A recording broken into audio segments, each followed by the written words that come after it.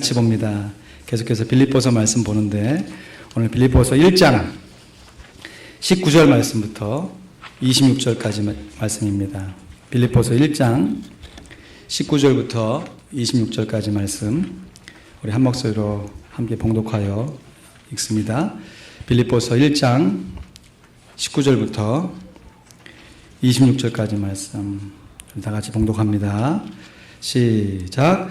이것이 너희 간구와 예수 그리스도의 성령의 도우심으로 내 구원에 이르게 할 줄 아는 거로 나의 간절한 기대와 소망을 따라 아무 일에든지 부끄럽지 아니하고 오직 전과 같이 이제도 온전히 담대하여 살든지 죽든지 내 몸에서 그리스도가 존귀히 되게 하려 하나니 이는 내게 사는 것이 그리스도니 죽는 것도 유익함이니라. 그러나 만일 육신으로 사는 이것이 내일의 열매일진데 무엇을 가리는지 나는 알지 못하노라. 내가 그 두 사이에 끼었으니 떠나서 그리스도와 함께 있을 욕망을 가진 이것이 더욱 좋으나 그러나 내가 육신에 거하는 것이 너희를 위하여 더 유익하리라.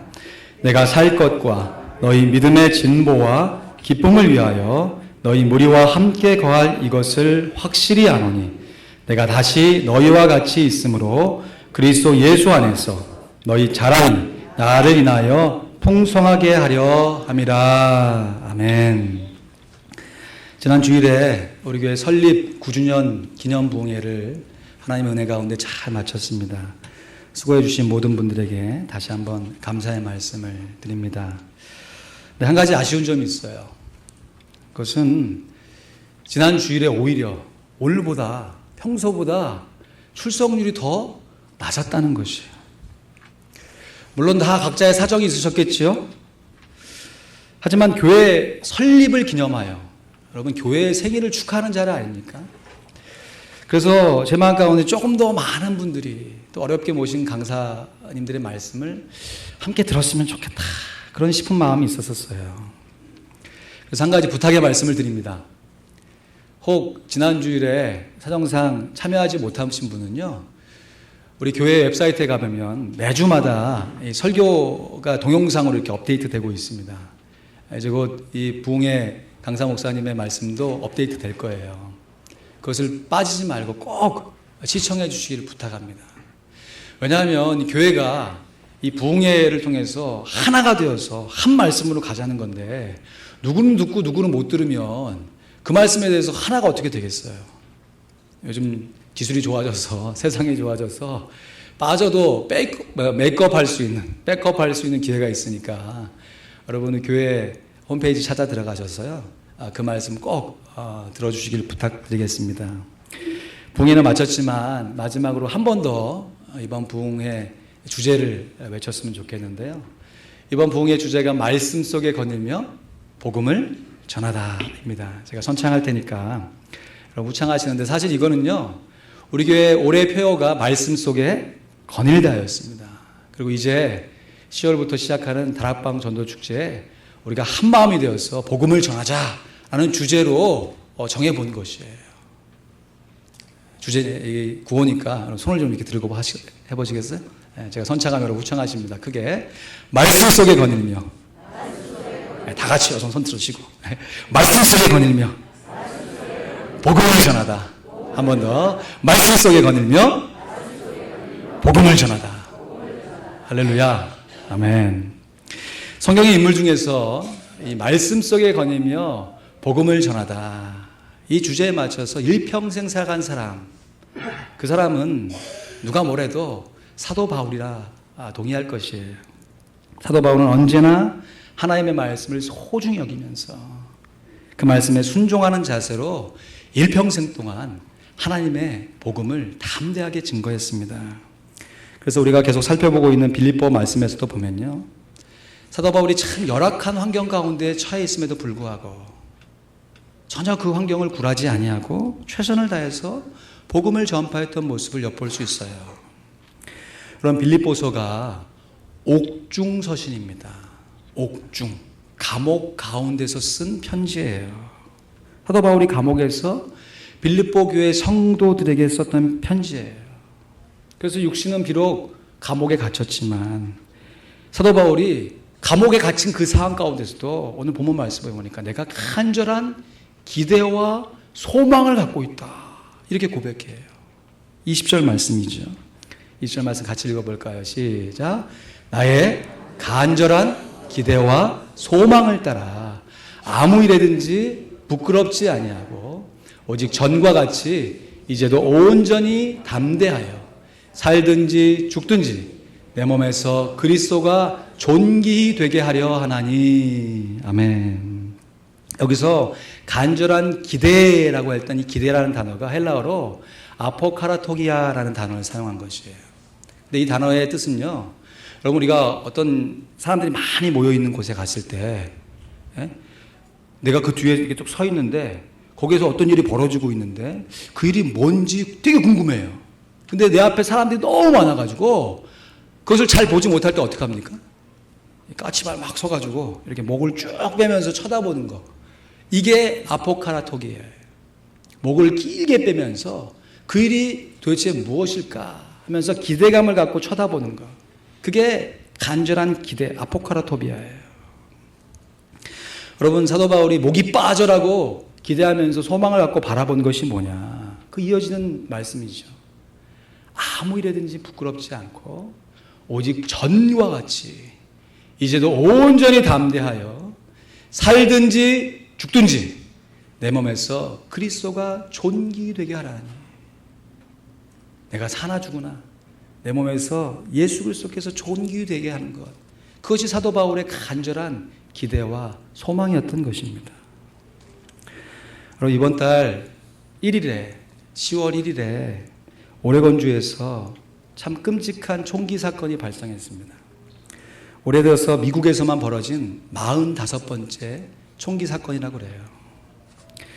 올 들어 가장 많은 사상자를 낸 최악의 총기 사건이었는데, 이 기독일보 기사를 보니까요, 오레곤주 로즈버그의 엄프카 커뮤니티 칼리지 신도홀에서 1일 오전 10시 30분 총격 사건이 발생해 최소 13명이 숨지고 20명이 부상당한 것으로 알려졌다. 26살의 용의자는 총격 범행 후 경찰과 대치 끝에 경찰이 쏜 총에 맞아 사망했다. 용의자는 무차별 총격이 아닌 피해자들의 종교를 물어 총격을 가한 것으로 전해졌다. 여러분, 이 총격 사건이요, 지난 6월에 있었던 우리 인근이죠, 사우스캐롤라이나에 있는 찰스턴에서 벌어졌던 한 흑인교회에서 있었던 총격 사건과 유사한 점이 있습니다. 그것은 바로 기독교인을 대상으로 한 고의적인 총격 사건이라는 것이에요. 찰스턴 총격 사건이 일어날 때 한 흑인교회에서 담임 목사를 비롯한 교회의 중직들이 성경 공부를 하고 있었습니다. 근데 범인이 무차별 난사를 해서 교회 안에 있었으니까 다 기독교인일 거 아니에요. 그런데 이 오레곤주 총격 사건은 교회가 아니라 일반 대학 캠퍼스에서 벌어졌지만 범인이 총을 쏘기 전에, 조준 사격을 하기 전에 사람들에게 질문을 했다는 것이에요. 기사에 따르니까 현장을 목격한 이 증언자를 인터뷰한 CNN 기사를 보니까요, 범인이 바닥에 이렇게 엎드려져 있는 사람을 한 사람씩 이렇게 세웠다는 것이죠. 그리고 물어봤다는 것이에요. 당신이 그리스도인입니까? 당신이 크리스천입니까? 그래서 맞다, 내가 크리스천이다 라고 대답하면 그 자리에서 총을 당겨 죽여버렸다는 것이에요. 여러분, 이 총기 살인이요, 기독교인을 대상으로 한 총기 사건이 어떤 다른 이슬람 국가, 기독교를 박해하고 탄압하는 국가에서 일어난 것이 아니라 우리가 살고 있는 이 땅 미국에서 일어난 것입니다. 청교도의 정신으로 세워졌다고 하는 이 땅 미국에서요. 그것도 한밤중에 의도 좀 이렇게 어쩌다가 한 게 아니라 오전 10시 30분이에요. 벌건 대낮에 한 사람씩 일으켜 세워서 그리스도인인 것을 묻고 그리스도이다라면 그 자리에서 총을 쏴 죽였다는 것이에요. 여러분, 이러한 삶의 상황 가운데 우리들이 어떻게 믿음을 지켜갈 수 있을까? 여러분, 이게 남의 이야기입니까? 우리가 한 번쯤 진지하게 우리 자신을 향해서 물어봐야 할 것입니다.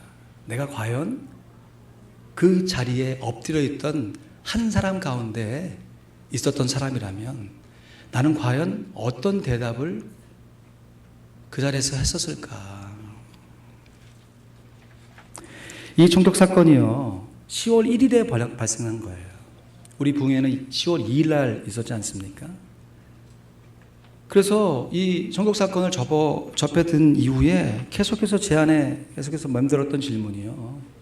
우리 교회 부흥회 주제가 말씀 속에 거닐며 복음을 전하던데 그 앞에 한 구절이 더 덧붙일 수밖에 없는 거예요. 나는 과연 순교의 상황 속에서도 하나님의 말씀 속에 거닐며 복음을 전할 수가 있을까? 부끄러운 고백이지만 지난 부흥회를 은혜롭게 마치고서요, 그날 주일 저녁에 잠을 자려고 하는데 잠이 안 오는 거예요. 여러분, 어떤 큰 행사를 마치고 나면 그 이후에 오는 안도감, 여러 가지 감정 때문에 좀 흥분돼서 잠이 안 올 수 있잖아요. 그와 더불어 이 질문이 계속해서 제 머리를 맴도는 거예요. 내가 만약 그 자리에 있었다면 나는 어떤 대답을 했었을까? 제가 어렸을 적에 부흥회에 참석했을 때 제 기억에는 한 중3인가 고1 정도 됐던 것 같아요. 그 당시에 부흥사 목사님은 왜 그렇게 흰 옷을 좋아하셨는지, 하얀 옷에 이렇게 머리도 뒤로 빽 쫙 가셔가지고 메시메가 하면 사람들이 아멘 이런 나는 좀 선동을 하시는 거지, 말씀을 잘하시는 건지. 그렇지만 제가 그때 기억나는 것은 여러 가지 말씀이 기억 안 나지만 성도들에게 하나님 섬기는 그 귀한 마음을 도전하시면서 이러한 비유를 말씀하신 것이 기억나요. 이게 함께 예배를 드리고 있는데 한국입니다. 만약에 지금 북한 공산당이 지금 쳐들어와가지고 예배당 문을 탁 박차고 들어와가지고 한 사람씩 목에다 총구를 대고 지금 예수를 믿는다고 하면 이 자리에서 죽여버리고 예수를 믿지 않는다고 하면 살려준다라고 했을 때 여러분 어떻게 반응하시겠습니까? 그렇게 도전하셨습니다. 그때 저 어린 나이지만 그때 그 질문을 받고 참 많이 고민했던 기억이 있습니다. 그러면서 그 당시에 내가 그 상황에 처하더라도 나는 담대히 예수를 믿겠노라, 그렇게 고백했노라 라고 다짐했던 기억이 있어요. 그래서 내 남은 인생 주님을 위해서 살리라, 그래서 목사가 되어서 하나님의 영광을 위해 살리라 라고 해서 목사가 되었어요. 그리고 감사하게도 우리 교회 설립 9주년 부흥 집회를 마친 그 밤에 동일한 질문이에요. 하나님 앞에서 내가 만약 이 자리에서 예수 믿는다는 이유 그 한 가지로 인해서 죽임을 당할 수 있는 그 순간에 나는 어떤 대답으로 하나님께 나아갈 수 있을까?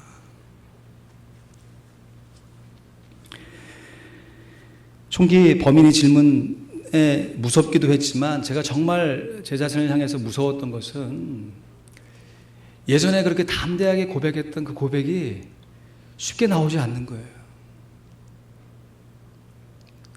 그러면서 제 자신을 바라보면서 너무너무 초라함도 느끼고 나의 부족한 모습도 느끼고 내가 앞으로 어떻게 살아가야 할 것인가 잠을 설쳤습니다. 여러분, 우리는 과연 우리가 믿는 예수 그리스도를 향한 믿음을 어떻게 지켜나갈 수 있겠습니까?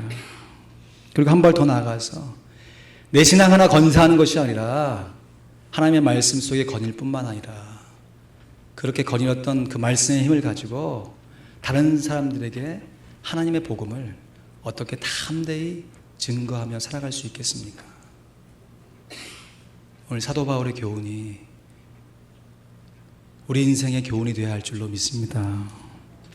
21절 말씀에 사도 바울이 이렇게 고백합니다. 우리가 우리의 마음에 옷깃을 여미며 겸허한 마음으로 우리가 천천히 2번 읽었으면 좋겠습니다. 함께 읽습니다.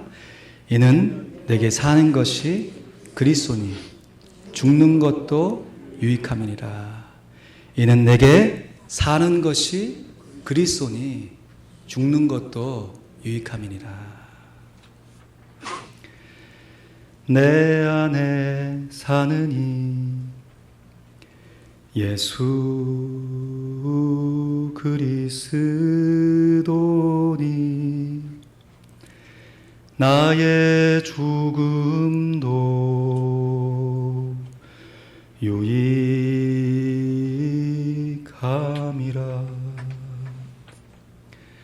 내 안에 사는 이 예수 그리스도니 나의 죽음도 유익함이라.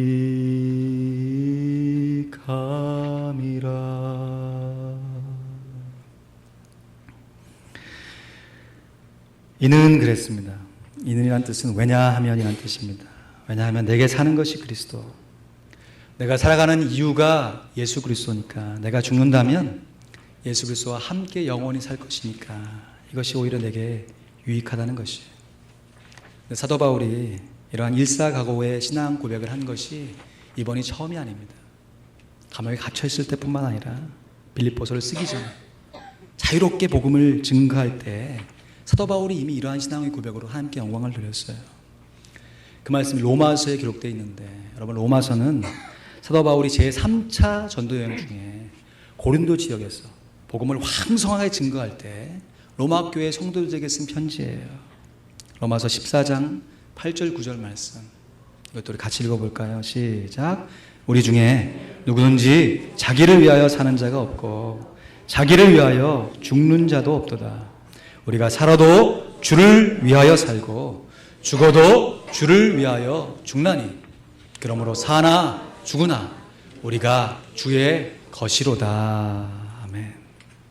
그러니까 사도 바울은요, 한참 자유롭게 복음을 전파할 때에도 내가 살아서 주를 위하여 살고 죽어도 주를 위하여 죽겠다라고 하는 이 위대한 신앙의 고백을 들었을 뿐만 아니라, 이제는 지금 상황이 어떤 상황입니까? 로마의 한 감옥에 감금되어 있는 그 상황. 오히려 로마에 도착해서 활발하게 복음을 증거할 줄 알고 기대했는데, 오히려 그 제한된 환경 속에서도 내가 온전히 전과 같이 이제도 온전히 담대하게 살든지 죽든지 내 몸에서 그리스도가 존귀 여김을 받기를 원한다 고백하고 있는 것입니다. 일사각오죠. 일사각오. 저는 일사각오의 신앙을 생각하면 언제나 제 마음 가운데 떠오르는 신앙의 인물이 있습니다. 어떤 유명한 목사님이나 어떤 신앙의 위인들이 아니라 바로 제 부모님의 이 외가 쪽에 있는 친척이에요. 좀 먼 작은 삼촌이신데, 이분이 젊어서 얼마나 술고래였는지요. 이 동네 사람의 이분 나타나면 이제 슬금슬금 숨는 거예요. 특별히 이분이 술 먹고 나타났다가 하면 괜히 해코지 당할까봐 슬금슬금 숨는 그런 분이었어요. 또 이분이 또 자기의 아내를 얼마나 매질을 하는지, 술만 먹었다 하면 패는 거예요. 그래서 우리 친척들 모이면 항상 저는 잘 이분이 가까운 친척이 아님에도 불구하고 이분 얘기가 계속 나오니까 그런 분이 있다는 것을 알았어요, 어릴 때부터. 근데 그 아내가 남편을 위해서 얼마나 열심히 기도하시는지, 정말 죽기 살기로 기도하셨어요. 정말 감사한 것은요, 이분이 어떤 계기를 통해서 하나님을 만나게 됐습니다. 우리 하나님은 살아계신 하나님인 줄로 믿습니다. 이분이 예수를 믿고요, 그렇게 핍박하던 자기 아내와 함께 교회에 출석하기 시작한 것이에요. 그냥 한두 번 출석한 것이 아니라 꾸준하게 출석하시면서 한 10여 년쯤 지나가면서 교회를 정말 잘 섬기니까 교회에서 장로의 직분을 받았어요. 교회 장로님이 되신 거예요. 야, 이게 얼마나 큰 경사인지. 근데 그렇게 장로님이 되셔서 교회를 잘 섬기다가 몇 년 지나가지고 이 젊었을 때 워낙 술을 많이 드셨던 그것이 이제 병으로 나타난 것이죠. 암이 발생한 것이죠. 그리고 주변 이제 친구척들이 좀 긴장한 것이죠. 지금까지 신앙생활 잘했는데 괜히 또 헷가닥 해가지고 예전으로 돌아가면 어떡하나, 실망해서 또 하나님 없다가 하면 어떡하나, 주변에서 좀 긴장하고 뭐 이랬던 기억도 있어요. 시골이니까 이 암을 어떻게 처리할 수가 없으니까 서울에 있는 이 대학병원으로 입원해서 이제 얼마 남지 않은 생활들을 이제 정리하는 과정 가운데 있는데요. 이분이 그래도 우리 집안 가운데 이제 목사가 될 사람이 있다고 저를 지목해가지고 이 전도사님에게 신방을 한번 받아보고 싶다고 제 어머니께 말씀한 것이에요. 그러니까 어떻게 합니까? 저는 명색이 전도사인데 신방을 가야죠. 그래서 이제 얼마 남지 않는 그 친척분을 앞에 놓고 예배를 드리는데 제가 물어봤어요. 평소에 즐겨 부르는 찬양이 무엇이냐고. 그랬더니 이분이요, 뭐 병으로 인해서 몸이 좀 많이 수척하셨죠. 그래도 기운을 차려서 탁 벌떡 일어나 자리에 앉으시더니 내가 찬송가 544장을 부르고 싶다. 그때 함께 불렀던 그 기억을 떠올리면서 544장 1절 함께 불러보고 싶습니다. 잠시 세상에 내가 살면서 항상 찬송 부르다가 날이 저물어 오라 하시며 영광 중에 나아가리. 열 천국문 내가 들어가 세상 짐을 내려놓고 빛난 멸관 받아 쓰고서 주와 함께 다스리리.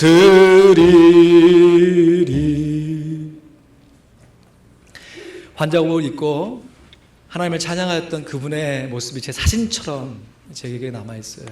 그리고 병원을 나오면서 다짐했던 기억이 있습니다. 내 남은 인생 이분처럼 살리라. 이분처럼 하나님 찬양하며 하나님께 가리라 고백했던 제 다짐이 있습니다. 근데 여러분, 제가 지난 주일에 하나님 앞에 씨름하며 하나님께 나아갈 때 전에 그렇게 담대하게 주님을 위해 죽겠다 고백했던 내 신앙의 고백이 어디로 갔는지,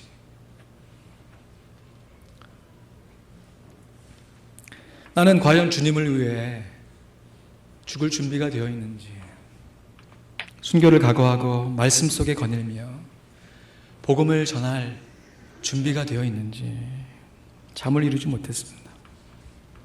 그 일주일 동안 제 머릿속에서 기도하며 계속해서 하나님과 씨름했던 제목이 과연 나는 사나 죽으나 내 몸에서 그리스도가 존귀되기를 진정으로 원하고 있는가? 여러분, 동일한 질문을 여러분에게도 드리고 싶습니다. 여러분은 과연 사나 죽으나 여러분의 몸에서 예수 그리스도가 존귀되기를 원하고 계십니까? 아멘. 말씀 속에 거닐며 복음을 전하되 정말 순교를 각오하고 내 남은 인생을 주님께 드리기를 헌신하며 결심하고 계십니까? 사랑하는 성도 여러분, 오늘 사도 바울이 빌립보서 말씀을 통해서 우리들에게 이렇게 고백합니다. 내가 지금 죽어서 그리스도와 함께 거하는 것이 내게 훨씬 유익하지만 내게 주어진 하나님의 사명이 있기에, 그 사명이 무엇입니까?